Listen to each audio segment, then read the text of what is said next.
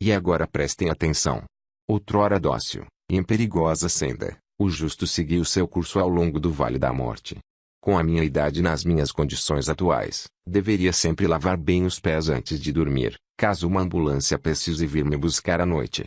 Se tivesse examinado nas efemérides o que acontecia no céu naquela noite, nem me deitaria para dormir.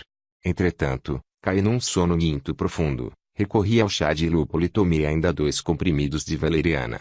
Por isso, quando fui acordada no meio da noite pelo som, violento, excessivo, e por isso agorento, de alguém batendo na minha porta, não consegui me recompor. Levantei às pressas e fiquei em pé junto da cama, vacilando, pois o corpo sonolento, trêmulo, não conseguia dar o salto da inocência do sono para a vigília. Desfaleci e cambaleei, como se estivesse prestes a perder a consciência. Isso tem me acontecido ultimamente, e está relacionado com as minhas moléstias. Precisei me sentar e repetir algumas vezes para mim mesma: estou em casa, é noite, alguém está batendo na porta, e só então é que consegui controlar os nervos. Enquanto procurava os chinelos no escuro, podia ouvir que aquele que tinha batido agora circundava a casa, murmurando. No térreo, na caixa do relógio de luz, guardo o gás de pimenta que ganhei de Dionísio por causa dos caçadores ilegais. Foi justamente nele que pensei agora. Consegui achar na escuridão o formato frio e familiar do aerossol e, assim armada, acendi a luz do lado de fora. Olhava para o alpendre pela janela lateral. A neve rangeu e apareceu no meu campo de visão o vizinho que costumo chamar de esquisito. Estava enrolado numa velha samarra, com a qual às vezes o via quando trabalhava do lado de fora de casa. Debaixo dela podia ver seu pijama listrado e suas botas pesadas para caminhar nas montanhas. Abra, disse. Com um espanto evidente olhou para o meu terno de linho. Durmo vestida com as peças que o professor e sua esposa quiseram jogar fora no verão, e que me lembram da moda antiga e da minha juventude. Assim, combino o útil com o sentimental, e entrou sem pedir licença. Vista-se, por favor. Pé Grande morreu. Por um instante perdi a fala e, em silêncio, calcei as botas de cano alto e vesti o primeiro casaco de frio que encontrei no cabideiro. Lá fora, a neve, na mancha de luz jogada pelo abajur no alpendre, virava uma ducha vagarosa e sonolenta. Esquisito estava do meu lado, calado, alto, esbelto e ossudo como uma silhueta esboçada com alguns riscos a lápis. A neve caía do seu corpo ao mínimo movimento, como se fosse um cavaquinho polvilhado com açúcar de confeiteiro. Como assim está morto? Perguntei, por fim, ao abrir a porta, com a garganta apertada, mas ele não me respondeu. De modo geral, ele fala pouco. Deve ter Mercúrio num signo silencioso, acho que em Capricórnio ou em conjunção, quadratura, ou talvez em oposição a Saturno. Podia ser, também, um Mercúrio retrógrado, que, nesse caso, acarretava discrição. Saímos de casa e, imediatamente, nos envolveu esse ar muito familiar, frio e úmido, que nos relembra todos os infernos que o mundo não fora criado para a humanidade, e durante pelo menos a metade do ano nos demonstra sua hostilidade. O frio atacou brutalmente as nossas bochechas, e emergiram nuvens brancas de vapor de nossas bocas. A luz no alpendre se apagou automaticamente e caminhamos pela neve crepitante na escuridão completa, a não ser pela lanterna de cabeça de esquisito que penetrava as trevas num único ponto oscilante logo à sua frente. Eu andava na penumbra, saltitando às suas costas. Não tem lanterna? Perguntou. Claro que tinha, mas conseguiria achá-la apenas de manhã, à luz do dia. Com as lanternas é sempre assim, são visíveis só durante o dia. A casa de Pé Grande ficava um pouco afastada, acima das demais. Era uma das poucas habitadas durante o ano inteiro. Apenas ele, esquisito e eu vivíamos aqui sem temer o inverno. Os outros moradores fechavam a casa já em outubro, esvaziavam os canos de água e voltavam para a cidade.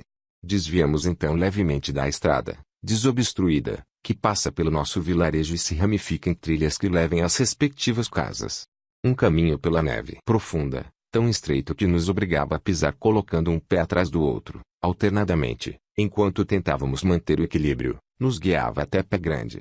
Não vai ser uma imagem nada agradável, avisou o esquisito, virando-se para mim e, por um átimo, me cegando completamente. Não esperava nada de diferente. Silenciou por um instante e, em seguida, disse, como se quisesse se desculpar: fiquei preocupado com a luz acesa na cozinha e o latido desesperado da cadela. Você não ouviu nada? Não, não ouvi. Estava dormindo, entorpecida pelo lúpulo e pela valeriana. Onde ela está agora, essa cadela? Levei embora, está na minha casa. Eu a alimentei e ela pareceu se acalmar. Mais um instante de silêncio. Ele sempre ia dormir cedo e apagava as luzes para economizar, e dessa vez a luz ficou acesa o tempo todo. Uma faixa brilhante de luz sobre a neve, visível da janela do meu quarto. Foi por isso que decidi ir até lá. Pensei que ele poderia estar bêbado, ou que estivesse implicando com o cão, para que latisse daquele jeito. Passamos por um estábulo arruinado e, logo em seguida, a lanterna de esquisito caçou na escuridão 2 pares de olhos reluzentes, esverdeados, fluorescentes. Olha só, Corças, eu disse num sussurro excitado e agarrei a manga de sua samarra. Chegaram muito perto da casa. Não tem medo? As Corças estavam com as patas imersas na neve até a altura da barriga. Olhavam para nós com calma, como se as tivéssemos apanhado no meio de um ritual cujo sentido não conseguimos entender. Estava escuro, portanto não sabia reconhecer se eram as mesmas jovens que vieram da República Seca no outono. Ou será que eram outras, novas? E por quê? Essencialmente, havia apenas 2. Aquelas eram no mínimo 4.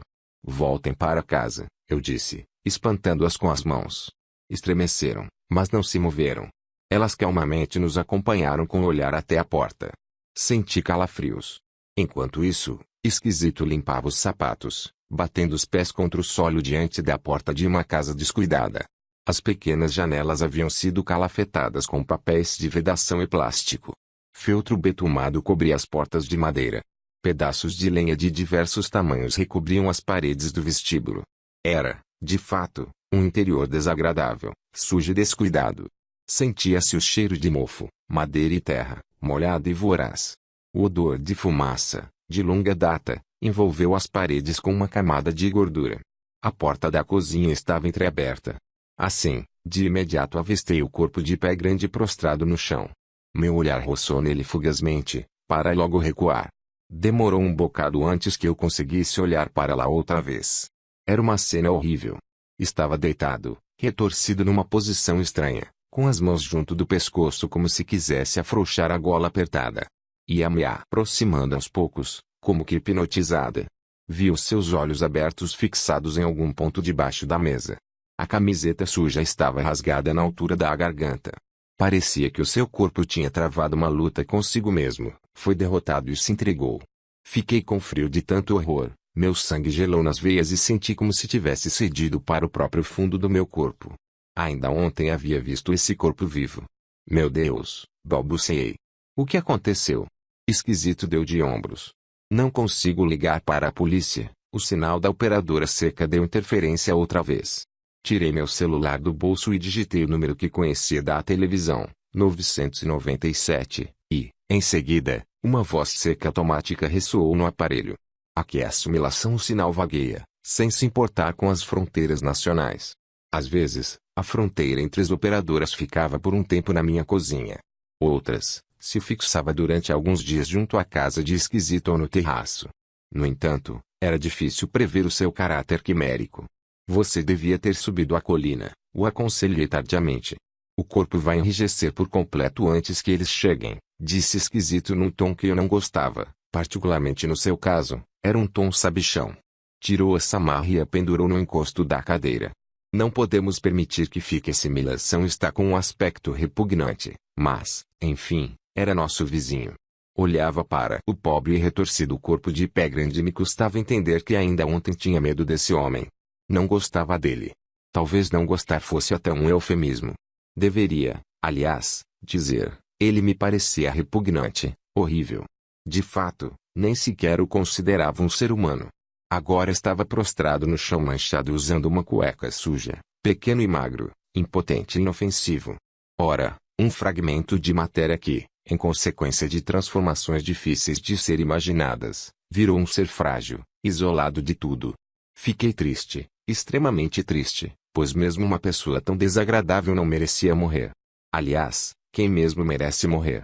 Eu também compartilharei o mesmo destino, assim como Esquisito e aquelas corças lá fora. Todos nós seremos um dia nada mais que um corpo morto. Olhei para Esquisito, na esperança de algum consolo, mas ele já tinha se entregado à tarefa de arrumar a cama revirada, improvisadas sobre um sofá-cama em ruínas. Então fiz o possível para me consolar sozinha. Passou, então, pela minha cabeça a ideia de que a morte de Pé Grande poderia ser considerada, de alguma forma, algo bom, pois o libertou da bagunça que era a sua vida. E libertou outros seres vivos dele. Eis que, repentinamente, me dei conta dos benefícios da morte e de como ela era justa, à semelhança de um desinfetante ou de um aspirador. Admito, foi o que pensei, e continuo com a mesma convicção. Era meu vizinho, menos de 1 quilômetro de distância separava as nossas casas, mas, por sorte, o meu contato com o Pé Grande era esporádico. Normalmente avistava-o de longe, sua figura franzina e rija, sempre um pouco instável, se deslocava com a paisagem ao fundo. Ao andar, balbuciava algo e, de vez em quando, a acústica ventosa do planalto propagava os farrapos desse monólogo, essencialmente simples e pouco diversificado, trazendo-os até mim. Seu vocabulário era composto principalmente de palavrões aos quais acrescentava apenas nomes próprios. Conhecia cada pedaço de terra deste lugar, pois parece que nasceu aqui e nunca foi além de Clogo. Era perito na floresta, sabia como usá-la para ganhar dinheiro, o que poderia vender e para quem. Cogumelos, mirtilos, lenha roubada, gravetos para acender o fogo, armadilhas, o rally-off anual, as caçadas. A floresta alimentava esse pequeno gnomo, e por isso ele deveria respeitá-la, mas não era o caso. Uma vez, em agosto, durante a estiagem, ele incendiou todo o mirtileiro. Liguei, aliás, para os bombeiros, mas não consegui salvar quase nada. Nunca soube por que ele fez aquilo. No verão, caminhava pelas redondezas com uma serra e cortava as árvores cheias de seiva.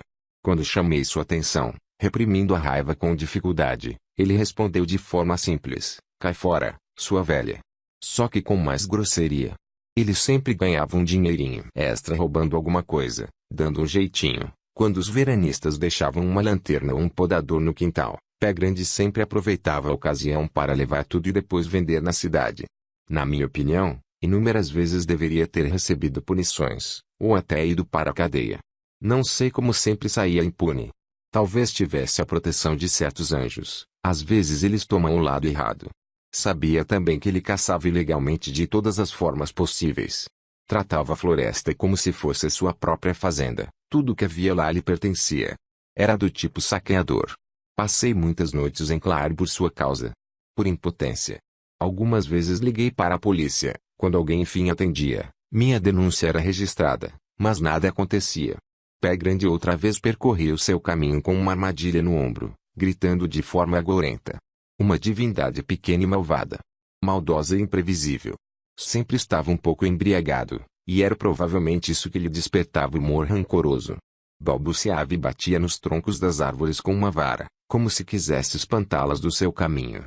Ele parecia já ter nascido no leve estado de entorpecimento. Muitas vezes eu seguia os seus caminhos e recolhia as armadilhas grosseiras de arame que ele deixava para os animais. Laços amarrados a pequenas árvores inclinadas de tal forma que o animal preso neles era lançado para o alto, como se tivesse sido arremessado de uma tiradeira, e ficava suspenso no ar. Às vezes, achava animais mortos, lebres, texugos e corças. "Precisamos transferi-lo para o sofá-cama", disse o esquisito. Não gostei dessa ideia. Não gostei da ideia de tocar nele. "Acho que o deveríamos esperar pela polícia", disse. Mas esquisito já tinha arranjado espaço no sofá-cama e arregaçado as mangas do suéter. Ele me fulminou com seus olhos claros. "Você não gostaria de ser encontrada assim, não é? Nessas condições. Isso é desumano." "Pois é, o corpo humano é certamente desumano. Especialmente um corpo morto." Não era um paradoxo sinistro que agora nós precisássemos nos ocupar com o corpo de Pé Grande, que ele tivesse nos deixado esse último problema. Nós, os vizinhos que ele nunca respeitou, de quem não gostava, e com quem nunca se importou. Na minha opinião, depois da morte, a matéria deveria ser aniquilada. Seria o método mais adequado para lidar com o corpo. Assim, os corpos aniquilados voltariam diretamente para os buracos negros de onde vieram. As almas viajariam para a luz com a velocidade da luz. Isso se de fato existir algo como a alma. Quebrando uma terrível resistência, eu agia conforme esquisito mandava. Seguramos o corpo pelas pernas e braços e o transferimos para o sofá-cama. Para minha surpresa, constatei que ele era pesado, mas não de todo inerte, teimosamente rijo como lençóis recém-engomados. Vi também as suas meias, ou aquilo que ele usava nos pés, panos sujos, grevas feitas de um lençol rasgado em tiras, agora cinzento de tão manchado. Não sei por que a imagem dessas grevas causou em mim um impacto tão forte que me atingiu no peito, no diafragma, no corpo inteiro, de tal forma que já não conseguia estancar o soluço. Esquisito olhou para mim com frieza, de relance, e com uma nítida reprovação. Precisamos vesti-lo antes que cheguem, disse Esquisito, e notei que o seu queixo também tremia ao olhar para essa miséria humana, embora por algum motivo não quisesse admiti-lo. Primeiro tentamos remover sua camiseta suja e fedorenta, mas não havia como tirá-la pela cabeça. Então Esquisito sacou do bolso um canivete complexo e rasgou o tecido ao longo do peito. Pé Grande estava prostrado agora diante de nós em cima do sofá-cama, seminu, peludo como um troll, com cicatrizes no peito e nas mãos, com tatuagens já ilegíveis, entre as quais não conseguia reconhecer nada que fizesse sentido. Seus olhos estavam ironicamente semicerrados enquanto procurávamos no armário quebrado algo decente para vestir antes que o seu corpo endurecesse para sempre e voltasse a ser aquilo que essencialmente era, um torrão de matéria. A cueca rasgada aparecia debaixo das calças de moletom prateadas, novinhas em folha. Desenrolei cuidadosamente as grevas repulsivas e vi os seus pés. Fiquei surpresa. Sempre tive a impressão de que os pés são a parte do corpo mais íntima e pessoal, e não os genitais, ou o coração, nem mesmo o cérebro, órgãos insignificantes e supervalorizados. É nos pés que se encontra todo o conhecimento sobre o ser humano, é para lá que flui todo o sentido fundamental daquilo que realmente somos e de como nos relacionamos com a Terra. Todo o mistério, o fato de sermos compostos de elementos da matéria e, ao mesmo tempo, estranhos a ela, isolados, jaz no contato com a Terra, em sua ligação com o corpo. Os pés são nossos pinos da tomada. Contudo, nesse momento, esses pés nos eram, para mim, a prova de sua estranha ascendência. Não podia se tratar de um ser humano. Devia constituir uma forma inclassificada, uma daquelas que, como disse Black, dissolvem os metais em vastidão, transformam a ordem em caos. Talvez ele fosse uma espécie de demônio. As criaturas demoníacas sempre podem ser reconhecidas pelos pés, pois carimbam a terra com um selo distinto. Esses pés, muito compridos e finos, com dedos delgados e unhas negras e disformes, pareciam preenses. O dedão destacava-se levemente dos restantes, como um polegar. Estavam cobertos por uma pelagem negra e espessa. Alguém já viu algo parecido? Esquisito e eu trocamos olhares. No armário quase vazio encontramos um terno cor de café um tanto manchado, mas obviamente pouco usado. Nunca o tinha visto com ele.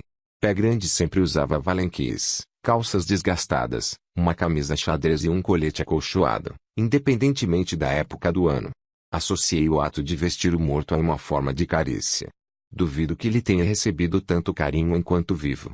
Nós o seguramos gentilmente pelos braços e o vestimos.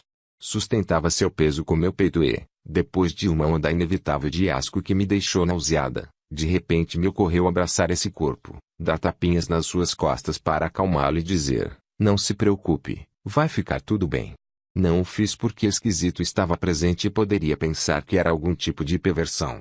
Meus gestos abortados transformaram-se em pensamentos e fiquei com pena de Pé Grande. Talvez sua mãe o tenha abandonado, e ele tenha sido infeliz durante toda sua triste vida. Longos anos de infelicidade degradam um homem mais do que uma doença letal. Nunca vi convidados em sua casa, não aparecia nenhuma família, nem amigos. Nem sequer os catadores de cogumelos paravam na frente de sua casa para conversar. As pessoas tinham medo e não gostavam dele.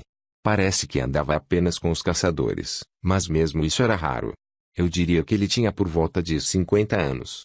Quem me dera ver a sua oitava casa para verificar se havia lá a conjunção de Netuno, Plutão e Marte em algum aspecto no ascendente, pois, com aquela serra de dentes afiados nas mãos, lembrava um predador que vivia apenas para semear a morte e provocar sofrimento. Esquisito sentou para lhe vestir o paletó. Percebemos, então, que sua língua grande e inchada prendia algo na boca. Assim, depois de um momento de hesitação, cerrando os dentes de asco e retirando a mão sucessivas vezes, segurei o objeto pela ponta e percebi que o que tinha apanhado entre os dedos era um osso longo e fino, afiado como um punhal. Um som gutural e um pouco de ar emergiram da boca morta formando um assovio suave que lembrava um suspiro. Ambos pulamos para trás. Esquisito deve ter sentido o mesmo que eu, horror. Sobretudo porque, Depois de um instante, um sangue escuro, quase negro, apareceu na boca de Pé Grande. Um fio sinistro começou a verter dali. Ficamos paralisados, aterrorizados. Então, Esquisito disse com uma voz trêmula, ele se engasgou. Ele se engasgou com um osso. Um osso ficou preso em sua garganta, engoliu um osso, se engasgou, repetia nervosamente. E depois, como se estivesse acalmando a si próprio, acrescentou, mãos à obra. Não é um prazer, mas nossos deveres com os vizinhos nem sempre são prazerosos. Percebi que ele se autodeclarara o chefe desse plantão noturno e me subordinei a ele. Entregamo-nos por completo ao trabalho ingrato de meter Pé Grande no terno cor de café e acomodá-lo numa posição digna. Fazia bastante tempo que não tocava em nenhum corpo estranho, muito menos num morto. Eu podia sentir a inércia fluindo rapidamente dentro dele, que se tornava mais rígido a cada minuto. Era por isso que tínhamos tanta pressa.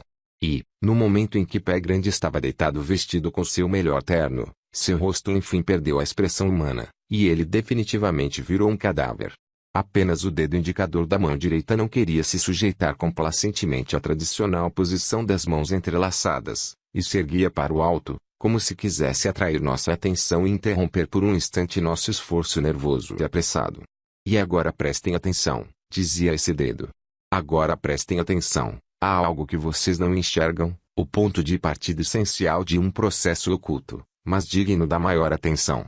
Graças a ele todos nós nos encontramos neste lugar e tempo, numa pequena casa no Planalto, entre a neve e a noite. Eu como um corpo morto, e vocês como seres humanos pouco importantes e um tanto envelhecidos.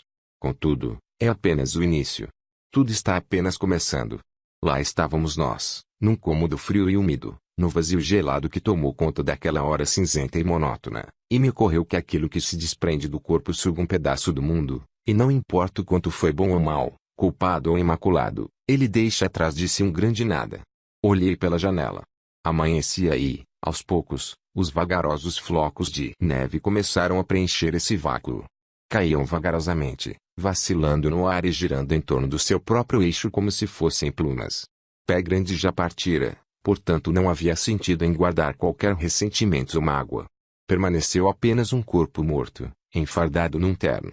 Nesse momento parecia tranquilo e contente, como se o espírito se alegrasse de ter se livrado, enfim, da matéria, e a matéria contentava-se de finalmente ter se livrado do espírito. Durante esse curto espaço de tempo efetuou-se um divórcio metafísico.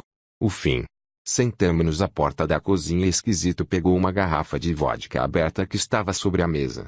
Achou um copo limpo e o encheu, primeiro para mim, depois para ele.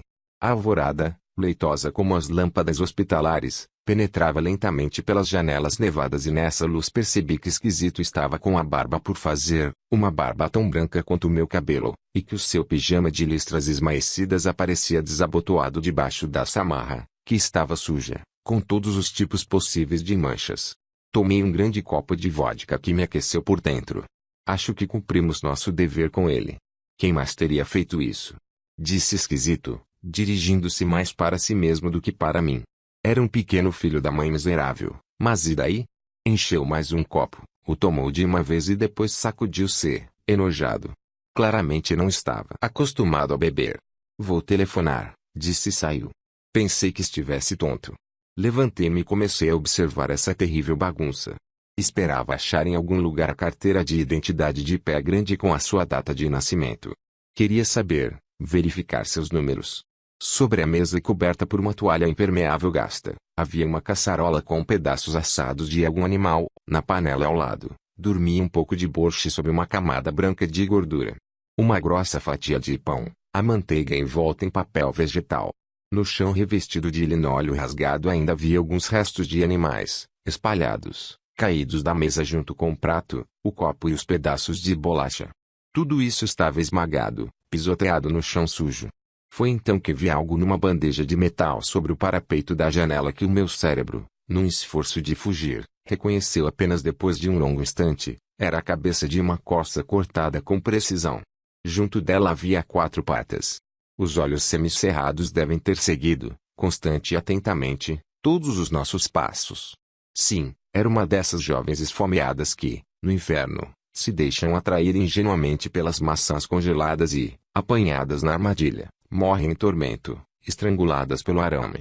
Enquanto percebia, aos poucos, segundo após segundo, o que acontecera ali, fui tomada pelo horror. Ele apanhou a corça na armadilha, a matou, então esquartejou, assou e comeu seu corpo. Uma criatura havia comido outra no silêncio e na quietude da noite. Ninguém protestou, nenhum raio caiu do céu. No entanto, o castigo atingiu o demônio, ainda que nenhuma mão tivesse guiado a morte. Rapidamente, com as mãos trêmulas, recolhi os restos, esses ossos pequenos, empilhando-os num único lugar para depois enterrá-los. Achei uma velha sacola de plástico e os juntei assim, um depois do outro, nessa mortalha de plástico. E então, com cuidado, também guardei a cabeça ali dentro. Queria tanto saber a data de nascimento de Pé Grande que comecei a procurar nervosamente sua carteira de identidade, na cômoda, entre alguns papéis e folhas arrancadas de um calendário, jornais, depois em gavetas. É lá que se guardam documentos nas casas rurais. E era exatamente lá que estava, com uma capa verde danificada e, de certo, com a validade expirada. Pé Grande tinha 20 e poucos anos na foto, um longo rosto assimétrico e olhos semicerrados. Na época, tampouco apresentava vestígios de beleza. Anotei a data e o local de nascimento com um cotoco de lápis. Pé Grande nasceu em 21 de dezembro de 1950. Neste mesmo local. E devo acrescentar que havia mais uma coisa nessa gaveta, uma série de fotos relativamente novas, coloridas. Examinei-as rapidamente, apenas por costume, mas uma me chamou a atenção. Olhei mais de perto para ela e estava prestes a colocá-la de volta. Demorei a entender o que era aquilo que estava vendo. De repente, tudo ficou em silêncio e eu me encontrei bem no meio dele. Olhei para a foto. Meu corpo se retesou, eu estava pronta para a luta. Fiquei tonta e um zumbido sombrio ressoava nos meus ouvidos, um murmúrio, como se um exército de centenas de milhares de homens emergisse de trás do horizonte, vozes, o tinir de ferro, o ranger das rodas, tudo distante. A ira torna o raciocínio mais claro e perspicaz, faz enxergar com mais nitidez. Concentra as outras emoções e controla o corpo. Não há dúvida de que toda sabedoria deriva da ira, pois ira é capaz de ultrapassar quaisquer limites. Coloquei a foto no bolso, com as mãos trêmulas, e logo ouvi tudo avançar. Ouvi os motores do mundo sendo ligados e sua maquinária decolando, as portas rangeram, o garfo caiu no chão. Lágrimas correram dos meus olhos. Esquisito estava parado na porta. Ele não merecia suas lágrimas. Estava com os lábios cerrados e digitava números, concentrado. Outra vez a operadora seca, falou. Precisamos subir para a colina. Você vem comigo? Fechamos a porta silenciosamente e seguimos mergulhados na neve. Na colina, Esquisito começou a girar segurando os dois celulares nas mãos estendidas, procurando a cobertura. Diante de nós víamos todo o vale logo imerso no resplandecer prateado, cinzento da alvorada. Oi, filho, disse Esquisito ao telefone. Eu acordei? Uma voz indistinta respondeu algo que não conseguia entender. Nosso vizinho está morto. Acho que se asfixiou com um osso. Agora mesmo. Hoje à noite. A voz do outro lado falou algo outra vez. Não. Já vou ligar. Não tinha sinal. Já o vestimos, eu e a senhora do Zeico, sabe, a minha vizinha, olhou para mim de relance, para que o corpo não enrijecesse. E novamente a mesma voz, dessa vez talvez um pouco mais nervosa. De qualquer forma, ele já está de terno. Foi então que alguém do outro lado começou a falar lento e rápido. Então Esquisito afastou o telefone do ouvido e olhou para ele com desgosto. Depois ligamos para a polícia. Autismo de testosterona. Um cão com dono esfomeado prediz a ruína do estado. Eu estava agradecida por ele me convidar para tomar algo quente em sua casa. Sentia-me completamente confusa e fiquei triste só de pensar em voltar para o meu canto frio e vazio. Cumprimentei a cadela de Pé Grande, que havia algumas horas morava na casa de Esquisito. Ela me reconheceu e ficou contente ao me ver. Abanava o rabo e provavelmente nem se lembrava da época em que fugiu de mim. Alguns cães costumam ser bobos, assim como as pessoas, e essa cadela certamente era um deles. Sentamo-nos à mesa de madeira da cozinha, tão limpa que era possível encostar a bochecha nela. Foi o que fiz. Está cansada? Perguntou. Tudo ali estava limpo. A casa era clara, quente e aconchegante. É uma grande felicidade ter uma cozinha limpa e quente. Eu nunca tive essa satisfação. Não sabia manter a ordem à minha volta. E já havia aceitado esse fato. Antes que eu conseguisse dar uma olhada em tudo, Tinha um copo de chá diante de mim. Estava servido dentro de um lindo cestinho de metal com alça posto sobre um pires. No açucareiro havia açúcar em cubos. Essa imagem me lembrou dos doces tempos da infância e me animou, de fato, apesar de sentir um forte desalento. Talvez não devêssemos ter mexido nele, disse esquisito ao abrir a gaveta da mesa para pegar as colherzinhas de chá. A cadela agitava-se a seus pés como se não quisesse soltá-lo da órbita do seu pequeno corpo esquelético. Você vai me derrubar, esquisito lhe disse, rispidamente carinhoso. Dava para ver que tinha um cachorro pela primeira vez na vida e não sabia bem como se comportar. Como você vai chamá-la? Perguntei, depois que os primeiros goles do chá me aqueceram por dentro e aquele nó de emoções na minha garganta se dissolveu um pouco. Esquisito deu de ombros. Não sei, talvez Mosca ou Bolinha. Não falei nada, mas não gostei. Não eram nomes que combinasse com essa cadela, considerando sua história pessoal. Era preciso inventar algo para ela. Que falta de imaginação ter nomes e sobrenomes oficiais. Ninguém jamais se lembra deles, pois são tão banais e alheios à pessoa que não possuem nenhuma ligação com ela.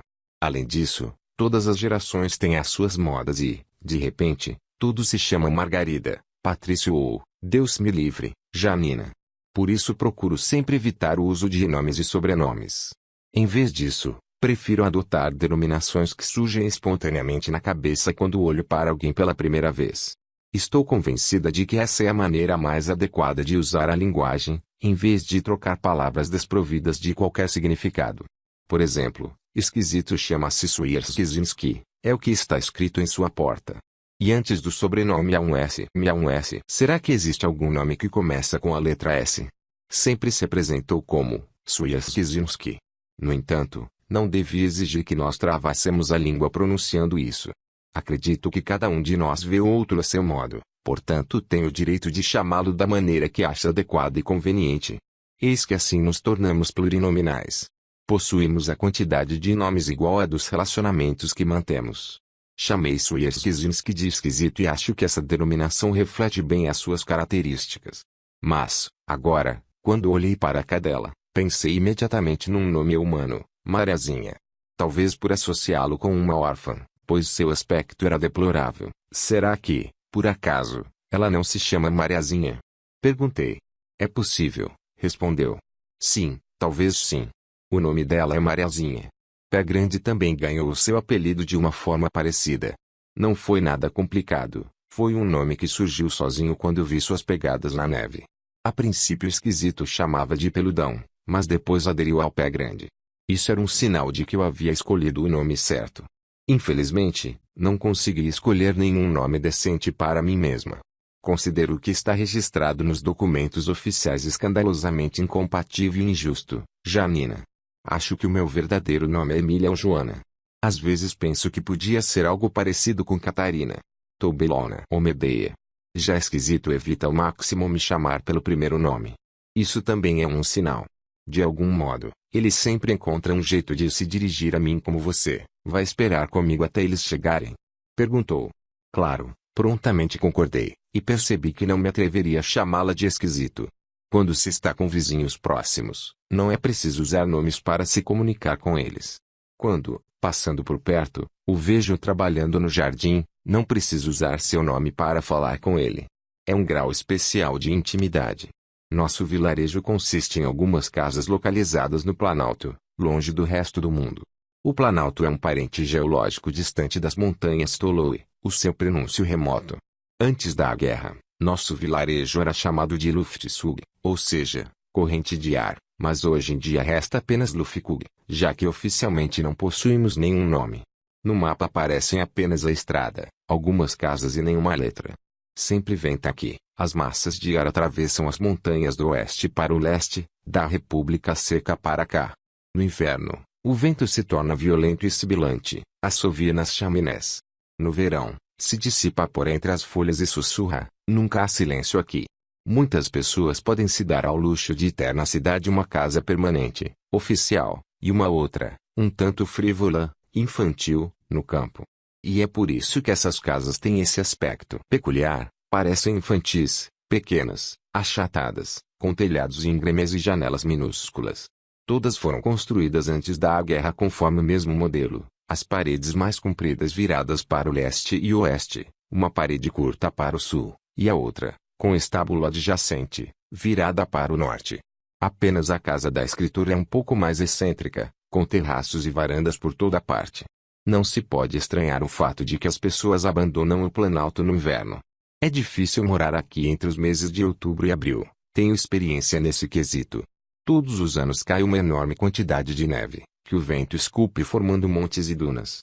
As recentes mudanças climáticas aqueceram tudo, menos o nosso Planalto. Aliás, tem acontecido exatamente o contrário, especialmente em fevereiro, quando cai ainda mais neve e ela demora muito para derreter. Algumas vezes durante o inverno, a temperatura chega a atingir 20 graus negativos, e a estação só termina mesmo em abril. A estrada é de péssima qualidade, o frio e a neve destroem aquilo que o município procura consertar com seus recursos limitados. Para chegar a uma estrada asfaltada, é preciso percorrer 4 quilômetros por uma estrada de terra batida cheia de buracos. Mesmo assim, não vale a pena se meter lá. O ônibus para Kudoa sai da parte baixa do vilarejo de manhã e volta à tarde. No verão, quando as poucas e pálidas crianças locais têm férias, os ônibus nem sequer circulam. No povoado há uma estrada que, imperceptivelmente, como se fosse pelo toque de uma varinha mágica, o transforma nos subúrbios de uma cidade pequena. Se quiser, você pode ir através dela até a Breslávia ou a República Seca.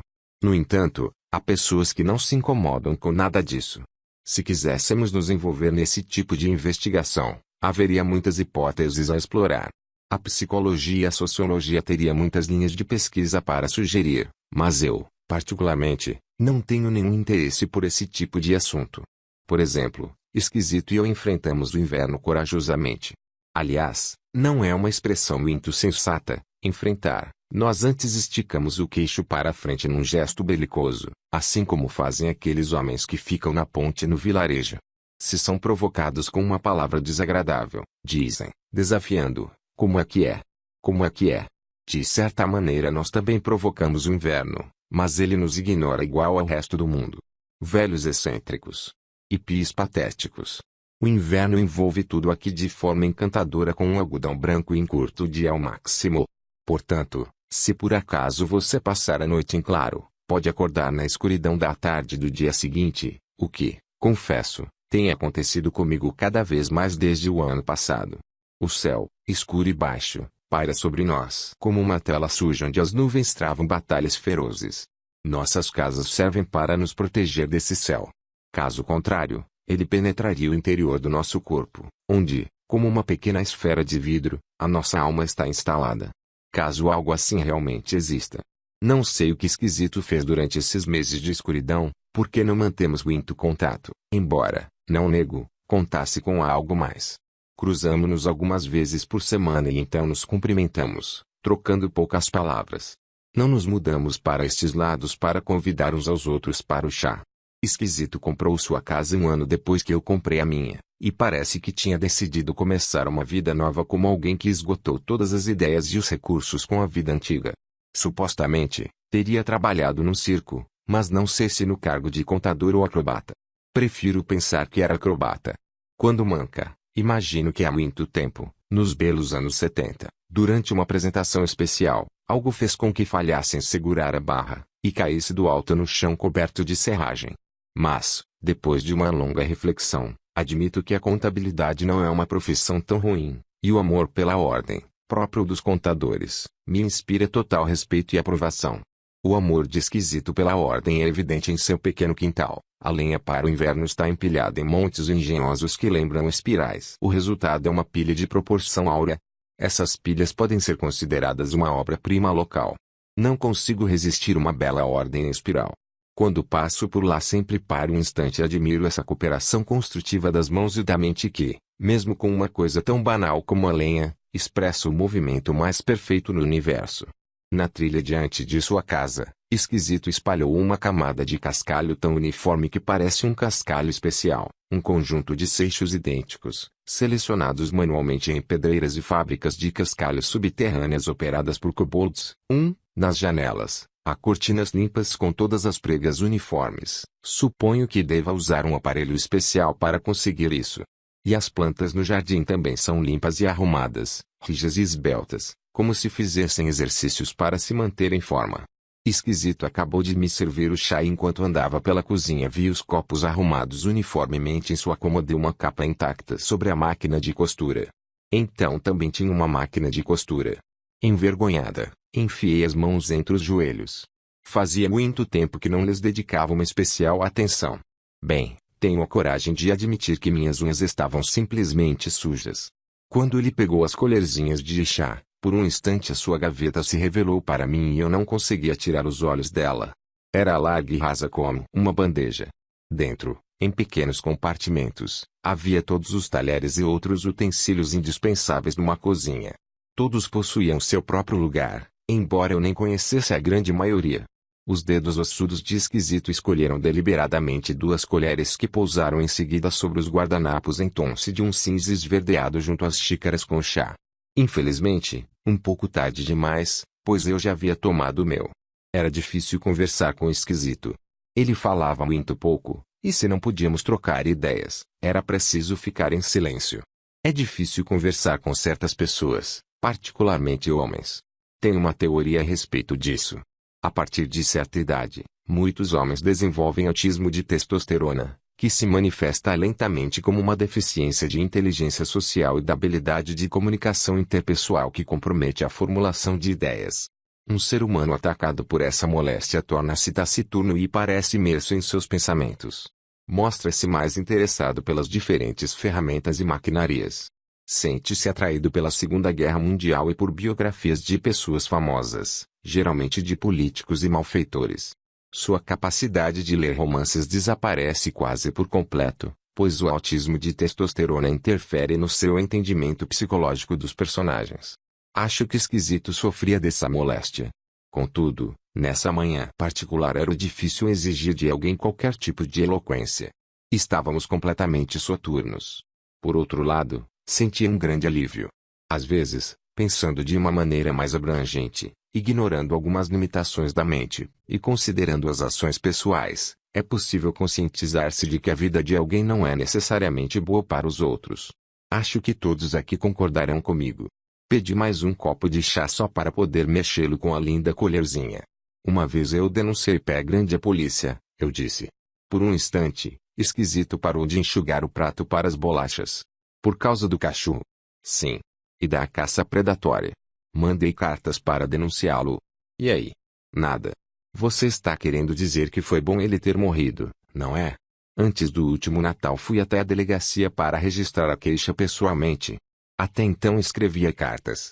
Ninguém nunca as respondeu, embora exista a obrigação regulamentar de responder aos cidadãos. A delegacia era pequena e lembrava uma casa individual construída na época do comunismo usando materiais arrumados ao léu. Era uma casa triste e ordinária. E o ambiente que a enchia refletia isso. As paredes pintadas com tinta a óleo foram recobertas com folhas de papel, todas intituladas anúncio. Aliás, que palavra horrível! A polícia usa muitas palavras particularmente repugnantes, como falecido ou concubino. Nesse templo de Plutão, a princípio, um jovem sentado atrás de um gradil tentou me dispensar. E então o seu superior mais velho tentou fazer o mesmo. Eu queria falar com o comandante e insistir nisso. Tinha certeza que, cedo ou tarde, os dois perderiam a paciência e me levariam até ele. Tive que esperar muito e temi que a mercearia fechasse antes de eu sair, porque ainda precisava fazer compras. Até que, e finalmente, a tarde caiu, o que significava que eram aproximadamente 4 horas e eu estava esperando havia 2. Eis que, no fim do expediente, uma jovem apareceu no corredor e disse: "Entre, por favor." Eu tinha me perdido em meus pensamentos e precisei despertar um pouco. Organizei minhas ideias seguindo a mulher até o primeiro andar, onde ficava o gabinete do chefe da polícia. O comandante era um homem obeso com uma idade, digamos, semelhante à minha, mas dirigia-se a mim como se eu fosse sua mãe, ou até sua avó. Ele me olhou de relance e disse: "Sentai-vos, por favor." E, sentindo que aquela forma de falar desmascarava sua origem rural, pigarreou e se corrigiu: "Sente-se, senhora." Quase conseguia ouvir seus pensamentos. Na cabeça dele eu certamente era uma senhorinha, mas quando meu discurso acusador se tornava mais impetuoso, mudava para velha. Uma velha maluca, louca. Eu estava consciente de que ele observava meus gestos com aversão e avaliava, Negativamente, o meu gosto. Não gostava de meu penteado, nem da minha roupa, nem da minha falta de complacência. Media o meu rosto com uma aversão crescente. Mas eu também poderia dizer muitas coisas sobre ele, que sofria de apoplexia, bebia demais e gostava de comida gordurosa. Durante minha explanação, sua grande cabeça calva foi ficando vermelha, desde a nuca até a ponta do nariz, e apareceram nítidas rupturas dos vasos sanguíneos nas bochechas, como uma extraordinária tatuagem de guerra. Ele certamente estava acostumado a governar e ser obedecido pelos outros e facilmente cedia à ira. Era do tipo jupiteriano. Notei também que não entendia tudo o que eu dizia, primeiro, porque obviamente eu usava argumentos que lhe eram estranhos, mas também por causa do seu vocabulário limitado. E porque era o tipo de homem que desprezava o que não podia entender. Ele representa uma ameaça para muitos seres vivos, humanos e não humanos. Terminei minhas reclamações contra a Pé Grande, com as quais apresentei minhas observações e suspeitas. O comandante não sabia se eu estava debochando dele ou se ele estava lidando com uma louca. Não havia outra possibilidade. Por um momento vi o sangue subir até seu rosto. Sem dúvida era do tipo pícnico, que um dia morreria de derrame. Não sabíamos que caçava ilegalmente.